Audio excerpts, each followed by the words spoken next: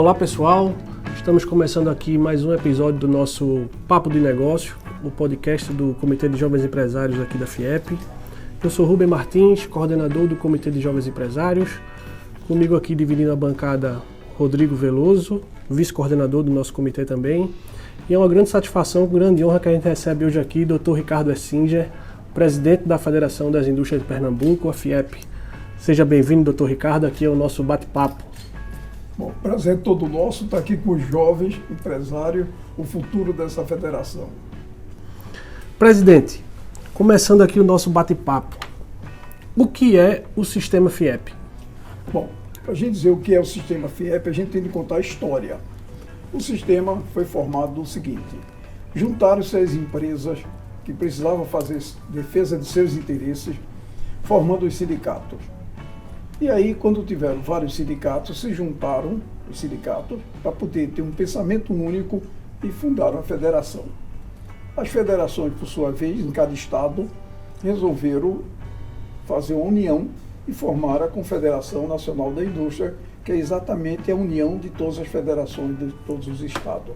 Então, isso aí é como surgiu o sistema.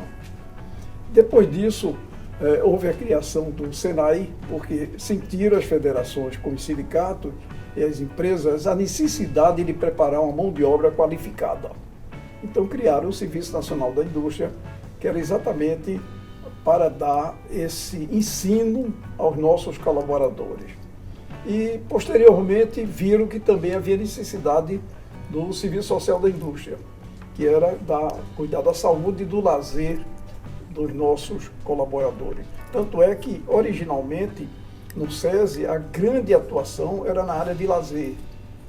Por isso que todos, você olhando lá para trás, você encontrava equipamentos esportivos, área de socialização. Então, isso aí foi que formou, vindo posteriormente o Instituto Evaldo Lodi, que era para criar a educação e também a colocação de estagiários nas empresas. Então, foi daí formado, já o CIEP, que é o Centro das Indústrias, foi formado posteriormente, numa época em que o sistema era todo controlado pelo Ministério do Trabalho, era tutelado pelo Ministério do Trabalho e não podia ter nenhuma atuação política.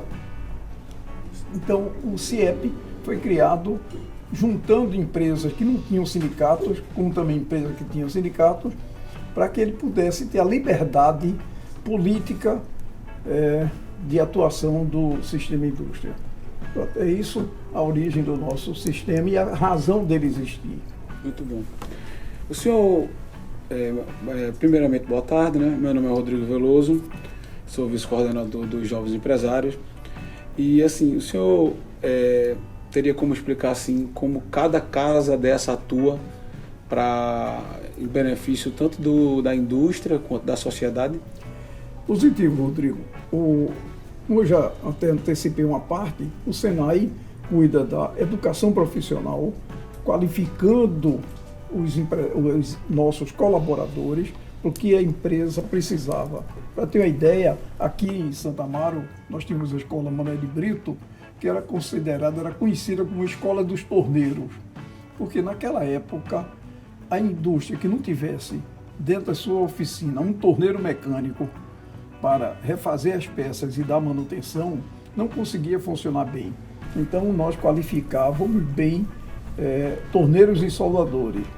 Então é a origem. Posteriormente, o SENAI evoluiu para dar assistência às empresas e agora está inclusive com a onda do 4.0 da tecnologia, está avançando mais ainda para a área de TI. Tanto é que nós temos aqui o Instituto SENAI de Inovação e de Tecnologia da Informação. Então você vê que o SENAI vem evoluindo na necessidade que a indústria tem, na qualificação da base, do chão de fábrica, para melhorar exatamente essa base. A gente tem um bom exemplo. Quando o estaleiro veio para Pernambuco, não tinha soldador suficiente para trabalhar no estaleiro. O SENAI qualificou 10 mil soldadores para operar no estaleiro e que funcionou muito bem durante o tempo em que ele tinha encomenda. Então, você vê que o que é que o Senai, a importância do Senai para a indústria. Muito empresário não tem nem noção do que o Senai pode. Sim. Hoje, por exemplo, nós temos Senai de tecnologia da parte de alimentos. Nós temos o Senai de meio ambiente, onde você pode fazer análise das águas, pode fazer uma consultoria para tratamento de efluentes, de chaminés. Então, com isso, você dá um apoio à indústria. Já o SESI, quando ele começou na base, era mais lazer. E ele veio evoluindo, entrou na educação básica. Hoje nós temos aqui em Pernambuco, pouca gente sabe, mas 6.500 alunos, o que é a segunda rede privada depois do Estado, quer dizer, a primeira rede privada é a segunda do Estado, primeiro é o Estado, depois é o nosso SESI, e uma qualidade de ensino onde prepara essa mão de obra que vai para o Senai poder atuar nas indústrias com qualidade, sabendo matemática e português, que muitas vezes sai da escola pública sem esse conhecimento. Maravilha. Inclusive o Senai hoje está com um programa que está empregando, programa novo, moderno, que está com um nível de empregabilidade muito grande, né? Conseguindo uma efetividade, uma plataforma nova aí que tem tido grande sucesso. Exatamente. Da parte de TI, nós estamos exatamente procurando fazer que a indústria pernambucana chegue à indústria 4.0. Isso aí é um trabalho do Senai. Nós vamos ter, inclusive, no nosso Escola do Senai, um laboratório para preparação direta da mão de obra para operar com novos sistemas. E essa escola é, inclusive, um desenho do MIT, e que eu acho que talvez até o meado do próximo ano ela esteja já, essa sala de aula funcionando. Doutor Ricardo, o senhor falou aí do Senai, né, que é a capacitação da mão de obra, falou do SESI, que seria a questão de educação e social, né, social e saúde, e o que seria o IEL? O IEL, exatamente, começou o IEL fazendo a colocação de estagiários do sistema público das indústrias. Posteriormente, o IEL evoluiu para a parte de ensino, para a preparação do empresário, para a preparação já do nível da mão de obra, vamos dizer, administrativa. E continuou com a colocação de estagiário, inclusive de estagiário de nível superior. Nós temos aqui, se não me engano, 12 já a nível universitário colocado dentro das empresas. Então o IEL tem um foco já num outro nível de educação, mas diferente um pouco do Senai. Perfeito. O senhor explicou então aí, o sistema FIEP é formado pelo IEL, Senai, o SESI e o CIEP. Isso. Com esse entendimento, doutor Ricardo, muito empresário me pergunta, principalmente as micro e pequenas indústrias, que não têm muita noção do que é a FIEP. Então, muitos deles me perguntam o que é que ele deve fazer para ter acesso ao sistema FIEP e quais seriam as vantagens para a indústria. Bom, para ele ter acesso ao serviço do sistema FIEP, qualquer empresa tem. Agora, para ele ter as vantagens que ele pode estar dentro do sistema FIEP, é ele entrar no sindicato da sua categoria, participar associativamente com as empresas do seu sindicato, porque aí ele tem também a defesa de interesse que é feita pela FIEP junto à Assembleia, não só estadual, mas também a nível federal, atuando através da CNI. Eu gosto sempre de fazer umas analogias aqui, de fazer uns exemplos para ficar mais claro para o ouvinte leigo, né? Então, por exemplo, o caso seria de uma pequena indústria de construção civil, um pequeno empreiteiro, ele deve procurar o sindicato da construção civil, que ela sim está ligada à FIEP, e aí ele tem acesso a toda a defesa de interesse do seu setor, no caso, né? Exatamente, porque aqui é uma pirâmide, você tem a FIEP abaixo, quer dizer, partindo de cima para baixo, que é o certo, é de baixo para cima. É as empresas, sindicato, federação, confederação. Eu gosto de fazer uma analogia, só complementando aqui, seria mais ou menos assim, as empresas, as indústrias seriam os jogadores, o sindicato seria o time, a federação seria a Federação Pernambucana de Futebol e a CNI seria a CBF. Praticamente. Para facilitar o entendimento, né? Seria uma analogia parecida, não tenha dúvida, porque sem as empresas não existe sindicato. Sem sindicato não existe federação. Sem federação não existe confederação. Perfeito. Então, E na verdade, a atuação é de cima para baixo, mas a formação é de baixo para cima. falando um pouco da questão das vantagens, o Rubinho tem funcionário do IEL na empresa, né? Sim. Eu também tenho. Contrato serviço. Não funcionário do IEL, só complementando, né? O IEL fez uma seleção, colocou funcionário lá, né? Era um estágio que se tornou funcionário, se efetivou como funcionário. Eu contrato o serviço do SESI por questão de preço, de competitividade, qualidade. E existem diversos produtos que são oferecidos que basta você ir procurar e ter o conhecimento. E sobre essa questão de defesa de interesse, o senhor teria algum exemplo prático? A gente sabe que tem todos os dias tem advogado na LEP, procurando fazer a defesa de interesse. Houve recentemente uma questão de colocar uns selos nos produtos alimentícios pernambucanos que foi barrado aqui pela federação. Alguma coisa que para explicar para o público aí, entender exemplificar a defesa de interesse. Algum exemplo de defesa de interesse? Teve uma lei federal que diz que as grávidas não podem trabalhar, tem de fazer trabalho em casa, pago pela empresa. Só que ela tem de trabalhar em casa. Bom, então dá a obrigação à grávida para ela trabalhar em casa. Mas, por outro lado, tem serviços que ela não pode fazer em casa. Como é que uma funcionária da indústria vai trabalhar em casa? Exatamente. Não é que uma funcionária de uma linha de produção ou uma caixa de uma loja vai poder trabalhar em casa. Então, nós estamos, através da CNI, exatamente arguindo a inconstitucionalidade ou a solução que, caso realmente seja pensamento do legislador, a proteção à grávida, seja feito a grávida que tem os 4 meses pago pelo INSS. A empresa paga e se fica ressarcida, e não ser um ônus para a empresa. Sim. Porque você imagine, por exemplo, uma empresa que tenha 10 colaboradoras grávidas, ele vai ter de contratar 10. Isso aí também vai ser um problema para a grávida, porque quando passar a pandemia, que ela voltar, ou ela tiver o menino, e passar os 4 meses e tiver de voltar, vai ter uma no lugar. Se for tão boa ou melhor do que ela está dispensada. Quer dizer, eu acho que isso aí foi até uma punição para a mulher, em vez de ser uma proteção para a mulher, do jeito que a legislação foi feita. Isso daí nós estamos exatamente através da CNI discutindo. Isso é um exemplo agora, que está nesse momento. Sempre existe, né? E normalmente, se as empresas soltas não tem como sozinhas não tem ficar à mercê dessa despesa. Muitas vezes os nossos legisladores acham que com a simples canetada estão resolvendo o problema e não se atentam realmente fizeram a regulamentação de como seria.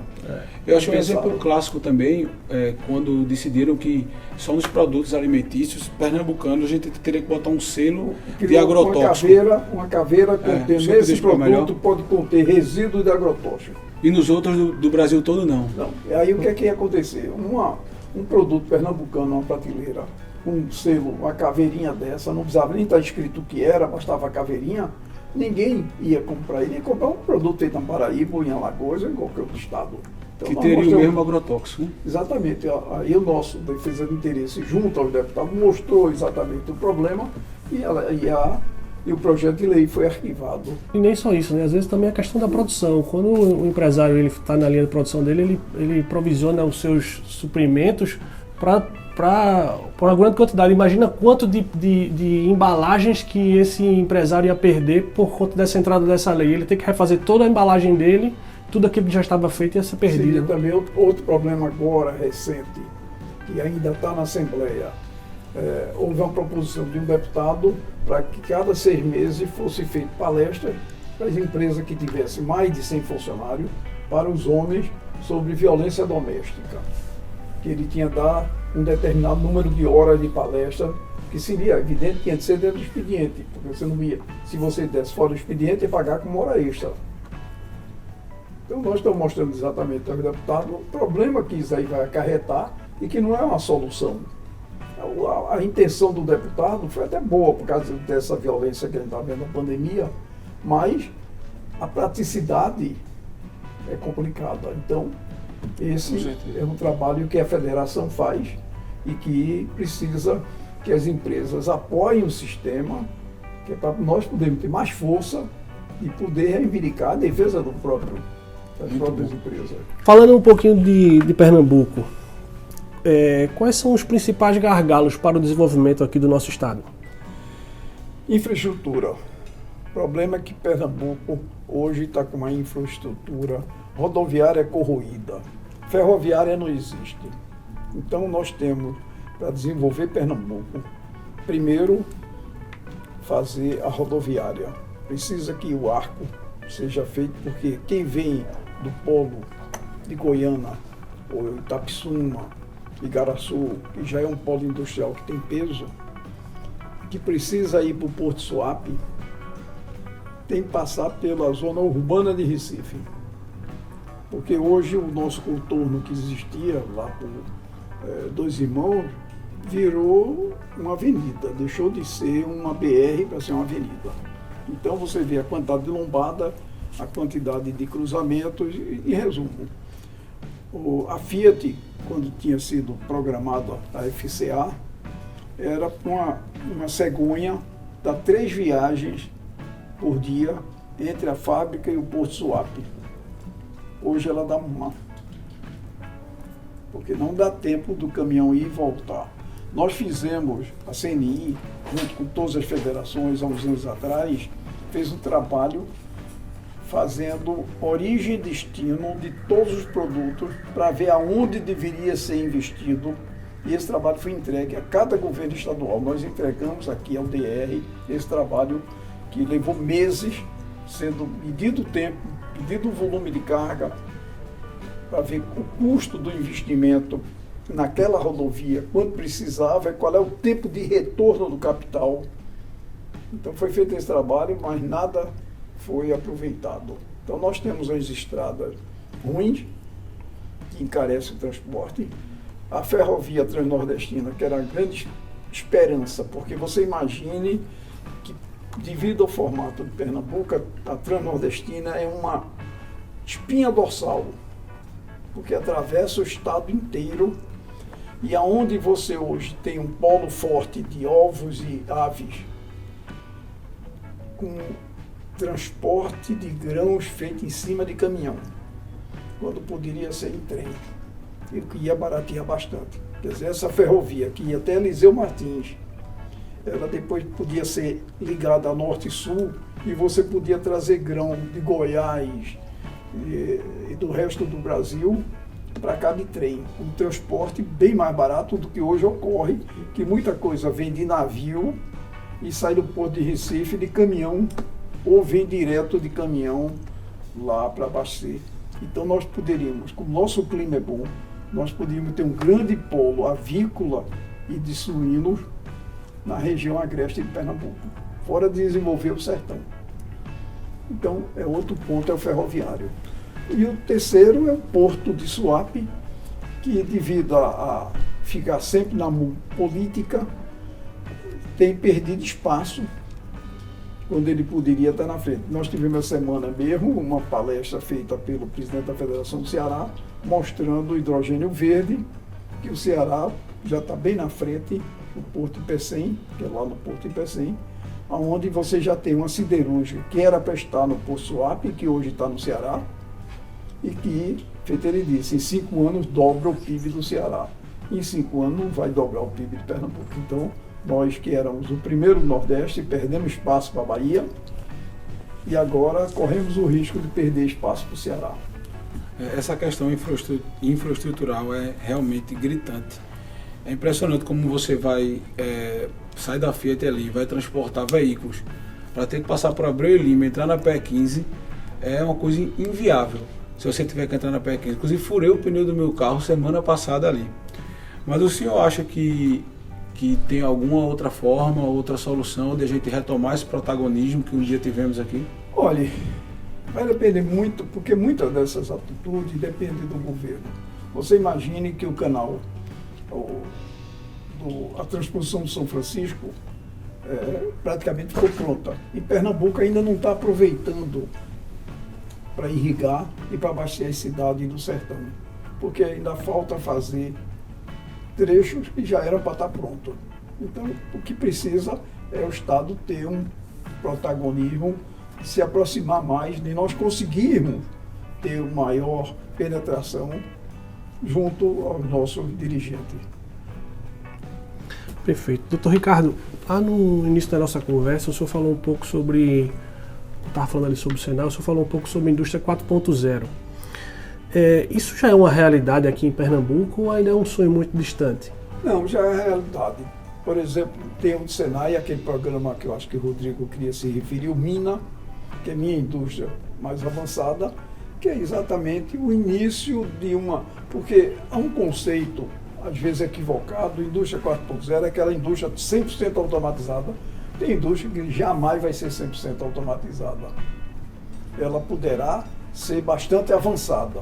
Então, você pegar hoje uma máquina antiga, inclusive na Alemanha estão fazendo muito, o retrofit das empresas, e colocar nela sensores, colocar nela equipamento que você consiga ter melhor produtividade, exatamente é um avanço para a indústria 4.0.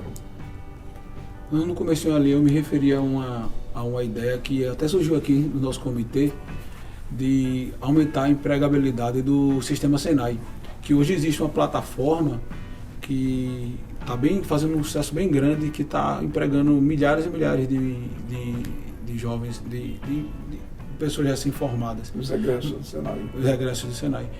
Mas foi interessantíssimo, essa plataforma 4.0 também é genial.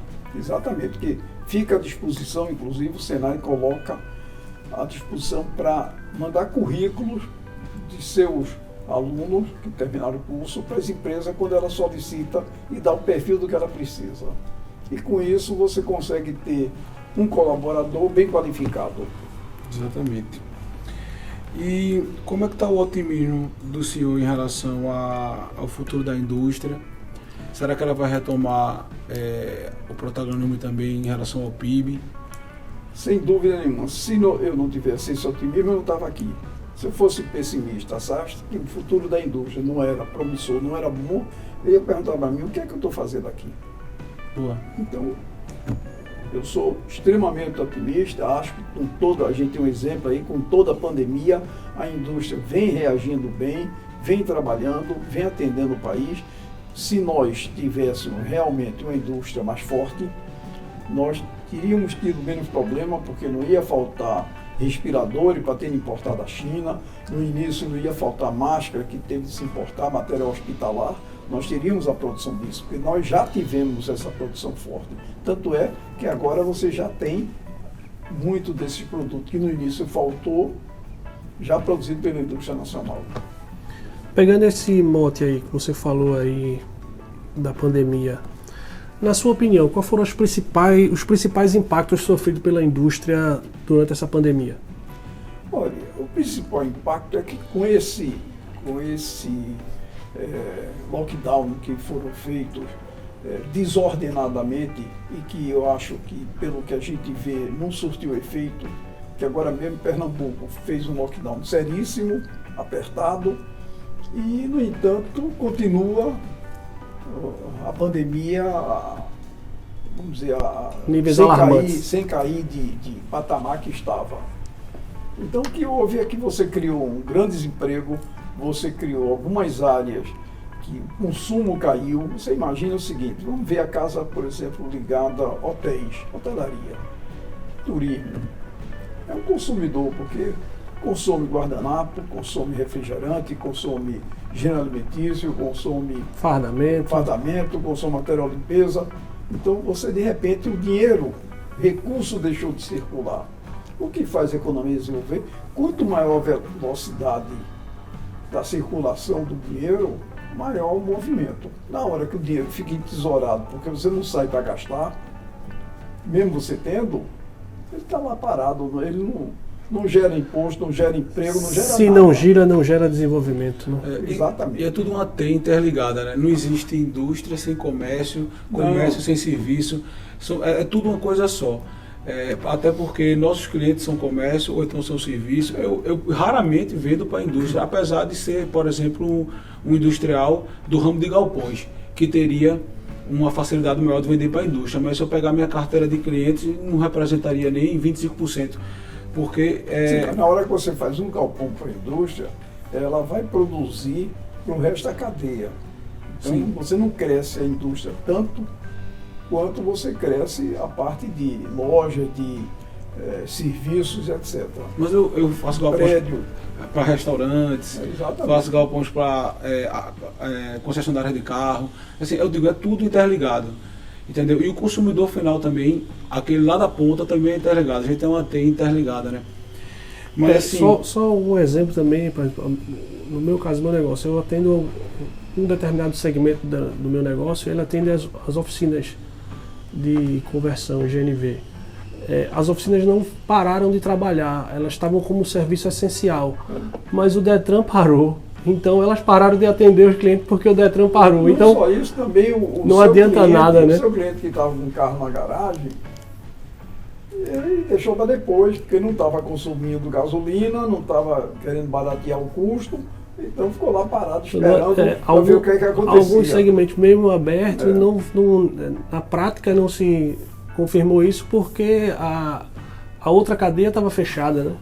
doutor Ricardo, o que é a desnacionalização da indústria e por que isso acontece? Bom, devido a esse cipoal de leis que tem no Brasil e o custo, o famoso custo Brasil, nós vemos perdendo a competitividade. Com isso, os produtos importados conseguem ter preços competitivos. Com esse preço competitivo, a indústria encolheu.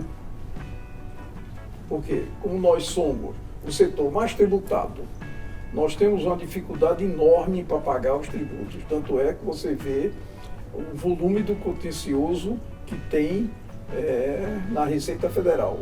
É alguma coisa maior do que o PIB do país. Sim. Por causa da dúvida e da dificuldade que você tem em pagar. Não só você paga caro, como você paga mal.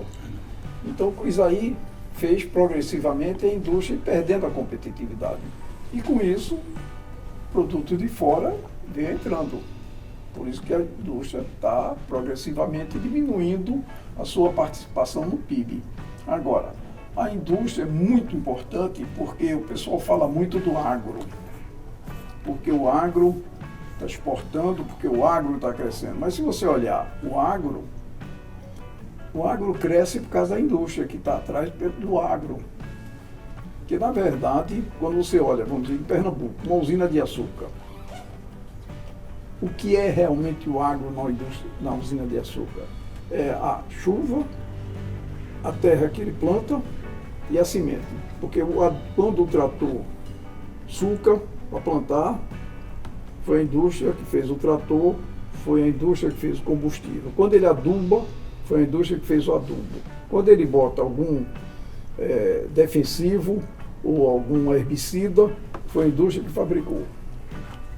Aí a cana se desenvolve. Quando chega na época do corte, se for manual, é cortado com a foice. Quem fez a foice? Foi a indústria que fez a foice.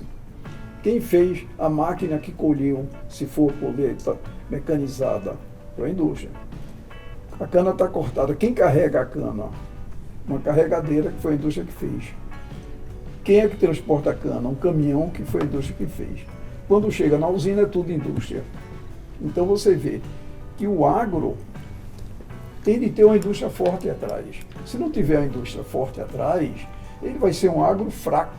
Se você olhar na soja, que vem se batendo recorde em cima de recorde, você vê drones fazendo monitoramento de pragas, de adubação, você vê coletadeiras extremamente sofisticadas que até consegue detectar e marcar as áreas onde a produção foi menor, que precisa de uma adubação maior, dando as coordenadas. Então, com isso você vê que só desenvolve o agro uma indústria forte. Então, sem dúvida nenhuma, Perfeito. o país tem de ter uma indústria forte. Até porque a gente, por exemplo, um exemplo, a gente não vende gado, né? A gente vende a carne, né? A carne, Na ela... hora que você olha a exportação do Brasil do agro, a carne que sai é toda processada. Foi aonde? No matadouro. O matadouro é indústria. Foi embalada. A embalagem é indústria. Então, se você não tiver uma indústria forte, dificilmente você tem um agro forte. E em virtude disso, doutor Ricardo, que medidas nacionais poderiam evitar esse processo e melhorar esse ambiente de negócio no nosso país? Bom, primeira coisa seria essa reforma tributária. Porque se você olhar que nós representamos 20% do PIB e pagamos cerca de 40% dos impostos, é uma discrepância enorme. É uma discrepância grande. Então, primeira coisa, a reforma tributária, não só para diminuir a carga diretamente em cima da indústria, como também simplificar e dar segurança jurídica. Você hoje paga seus impostos, você não sabe se está pagando certo. Você não sabe se você não está pagando até demais, em duplicidade, sujeito a levar uma multa. Então, e se pagou demais, não recebe de volta, né? Não recebe de volta. Então você precisa realmente ter uma simplificação tributária. Se fala muito que essa reforma tributária é uma simplificação, na verdade, não é verdadeiramente uma reforma, né? O senhor poderia explicar um pouco mais sobre como vai funcionar, quais são as vantagens que haverá dentro dessa reforma? Para poder simplificar, tem que mudar a forma de cobrar os impostos. Porque da forma que hoje é cobrado, você tem 27 vezes legislações completamente diferentes, cada uma que sai portaria quase que diária. Então você não tem nem escritórios especializados em advocacia tributarista que tenha conhecimento que possa lhe dar uma segurança do que você fazer. Porque a quantidade de legislação, a quantidade municipal, estadual e federal é muito grande. Cada dia surgem novidades. Então, tem de haver uma simplificação. Para haver uma simplificação, precisa que acabe os ICMS estaduais, para que cada um tenha uma legislação, acabe os ISS municipal, para que cada município, dos 5.500 municípios, são 5.500 legislações, seja unificado, para que você tenha uma simplificação. Hoje, se você quiser vender seu produto para Alagoas, é um tipo de tributação que você faz, se você quiser vender para Bahia, já é outro. Até mesmo dentro de uma região. A gente fez um dia sem imposto aqui. Você não consegue fazemos, né? A pauta era, a reforma tributária estava muito alta. E a gente comentava com os empresários que era difícil para o próprio empresário saber qual era a carga tributária que ele pagava.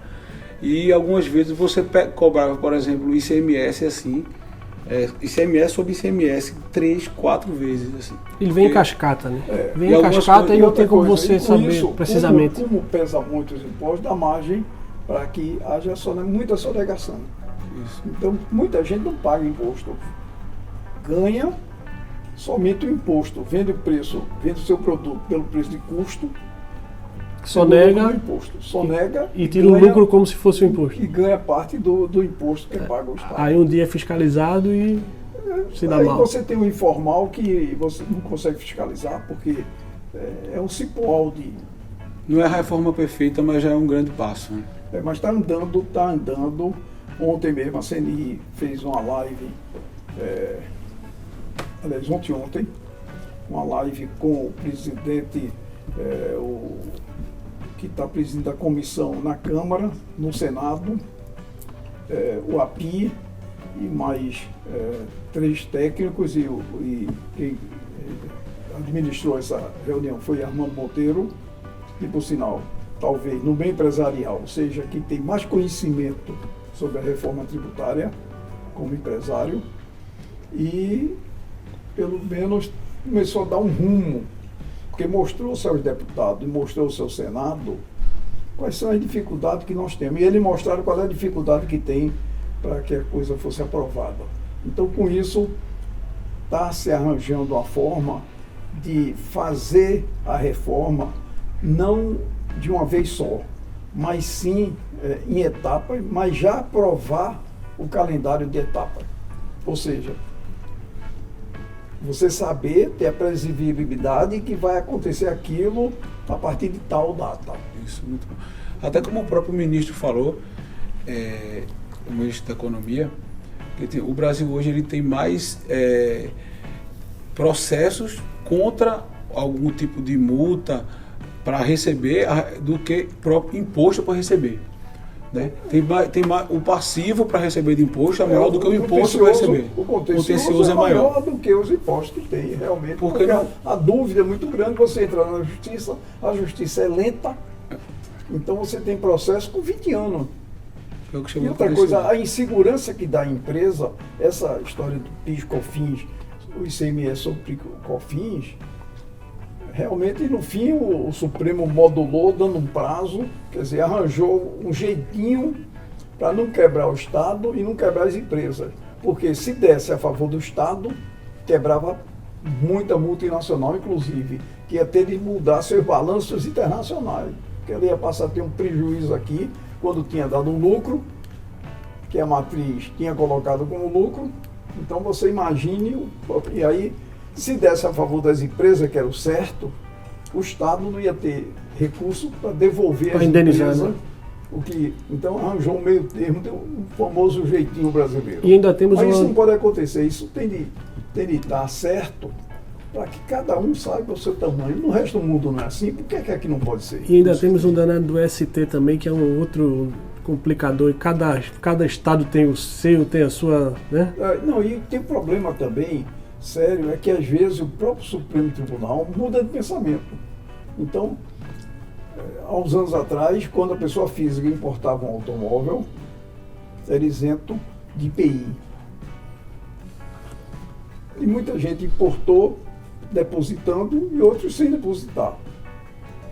Aí o Supremo julgou que não era. Então aquele pessoal que depositou recebeu e que não depositou ficou bem.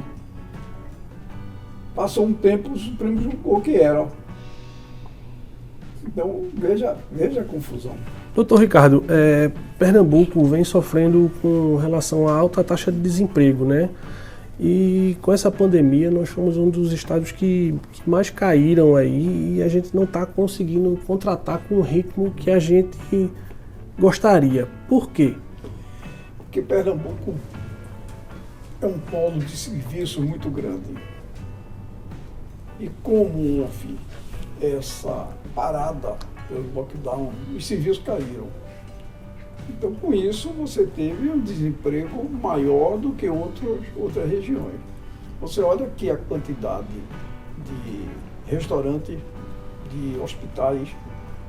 Recife é o segundo polo médico do Brasil. Você olha que polo gastronômico é o terceiro.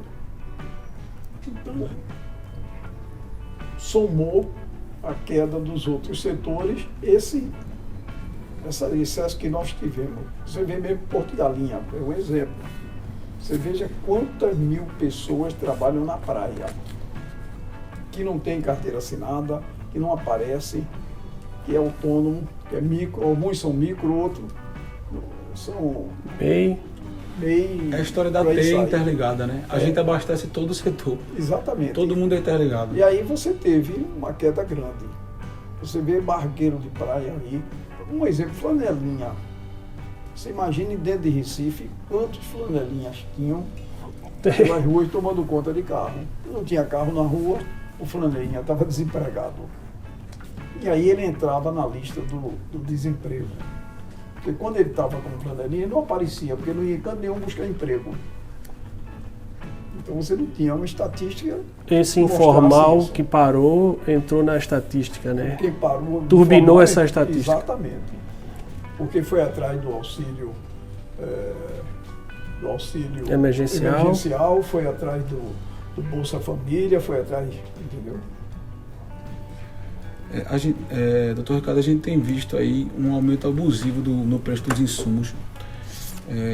Todo mundo tem sentido na pele. Historicamente, o preço do aço sempre beirou ali cerca de $1 e hoje eu estou trabalhando com cerca de 150% de aumento no preço. O que é que o senhor acha que falta para a gente normalizar essa situação? Bom, isso aí aconteceu duas coisas. Primeiro, mercado internacional.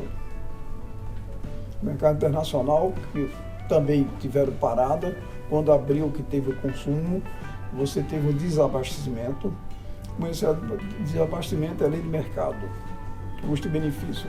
Tanto é que você vê que as próprias commodities, todas, se você olhar no domingo, você tem o que é que subiu no mês, o que caiu, você vê que quase todos os produtos agrícolas subiram no mercado internacional. O dólar, que também foi supervalorizado, porque houve um descompasso. E assim, quando começou a abertura, todo mundo estava sem estoque. Você teve uma parada, você falou de aço. As siderúrgicas, antes da pandemia, estavam trabalhando com 80% máxima da capacidade. Hoje, estão todas trabalhando a 100%. Então, e não estão abastecendo. Porque tinha um grande estoque intermediário. Porque como o mercado estava reprimido, você tinha na cadeia um estoque. Como ela parou e o consumo continuou, acabou esse estoque. Quando reabriu, ela teve que começar a abastecer esse estoque. Então, você teve um desabastecimento que aí gerou um preço mais alto. Mas já está muita coisa acertando. Você vê que o dólar já deu uma recuada, o dólar já chegou a R$6 praticamente e agora está por 5. Deu 5,03 na sexta-feira. Então, a bolsa... E com isso prejudica, né? Que nessa situação é melhor vender em dólar do que vender para receber em real, né? Então você está, de repente, com uma situação temporária.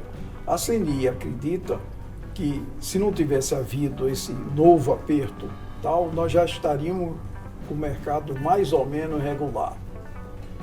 Você já podia saber o que era realmente aumento e o que tinha sido especulação. Mas houve o aperto e acho que lá, agora a gente tem que pensar isso aí para setembro, outubro, voltar ao mercado. Tanto é que o dólar, as previsões dos entendidos é que ele vai ficar em torno de 4,50, que é um dólar bom para exportar, e encarece o produto importado, dando condição de competitividade ao mercado interno. Muito bom. Bem, doutor Ricardo, pelo menos assim, alguma coisa de positivo a gente tem que tirar dessa pandemia, né? Que é o aprendizado, eu acho. Que lição que a gente pode tirar assim, desse triste período, dessa nossa jornada aí? A grande lição é que as grandes empresas estão modificando a maneira de atuar. Porque antigamente todo mundo trabalhava com algum estoque com seus fornecedores próximos. As grandes empresas passaram a não ter estoque e a ter fornecedor do mundo inteiro. E com a pandemia, com a dificuldade no tráfego marítimo, ficaram desabastecidas. Então viram que precisam fazer sua cadeia regional e também ter algum estoque e acabar aquela teoria do just in time, que durante muito tempo toda empresa pensava no just in time. Então, não queria estoque, queria receber no dia e na hora. A própria FCA mesmo já está trabalhando, já está pensando diferente no seu recebimento dos fornecedores. Tudo é um aprendizado. Uma coisa que a gente pensa que é o certo hoje, amanhã pode não ser, e essa pandemia veio para mostrar isso. Né? O mundo é evolutivo. Entrando mais agora no finalzinho da conversa, mais no bate-papo, o senhor acredita no novo normal ou acha que vai ser o normal de antes mesmo? Não, eu acho que muita coisa vai voltar ao normal de antes, porque o homem é uma figura associativa por natureza. Então, essa história de você trabalhar em casa, todo mundo e tal, isso vai acontecer em algumas áreas, mas a maioria vai voltar ao trabalho, porque o contato físico numa reunião, você vê a diferença de a gente fazer uma reunião online, não acredito. Uma live ou fazer uma reunião presencial. Então, a não ser que a tecnologia com 5G volte as figuras a você poder estar quase que numa mesa, quando você está distante, aí nós não sabemos o que é que vem o futuro. Mas eu acredito que a curto prazo, assim que a pandemia diminuir, vai progressivamente voltando ao normal. Porque muita coisa não mudou. Você olha os ônibus cheios, é o metrô cheio, é carro na rua. Então, não houve essa... O pessoal foi obrigado a trabalhar em casa, Quem pode trabalhar em casa é mais cômodo do que trabalhar, mas ele não vai poder ficar trabalhando em casa, vai ter que ser híbrido. O ser humano é um ser social, né? Ele vai terminar querendo voltar ao normal de ser. Você acha que a mesinha do bar no fim de semana vai deixar de existir? Cada um vai ficar no Não seu mesmo. pedaço sozinho? Não vai. Tanto é que agora mesmo, durante a pandemia, você vê o trabalho que a polícia tem de acabar com essas aglomerações. Então, Com certeza. E a pergunta final aqui, doutor, e agradecer, aproveitando aqui para agradecer demais, dizer que é uma honra estar com o senhor aqui. Foi muito bom o bate-papo. E assim, queria saber qual o sentimento de estar à frente, presidindo uma entidade tão importante como a Casa da Indústria. olha, é de estar colaborando, de estar participando. Eu acho que não há nenhuma diferença entre eu estar presidindo ou eu estar participando. É ouvir os companheiros, ver o que pode ser feito e trabalhar com seriedade para que a indústria se desenvolva. Então, não muda nada a minha vida. Perfeito. Pois tá, pessoal, este foi mais um Papo de Negócios. Gostaria aqui de agradecer novamente aqui a presença do Dr. Ricardo Essinger, nosso presidente aqui da FIEP. E gostaria de lembrar novamente aqui que o nosso Comitê de Jovens Empresários está de portas abertas para você que é jovem empresário, jovem empreendedor. Apesar de ser um comitê de jovens empresários da indústria, o nosso comitê é aberto para todos os setores, todos os segmentos. Então venha fazer parte com a gente desse comitê de jovens empresários e vamos fazer negócio. Muito obrigado. Obrigado pela participação.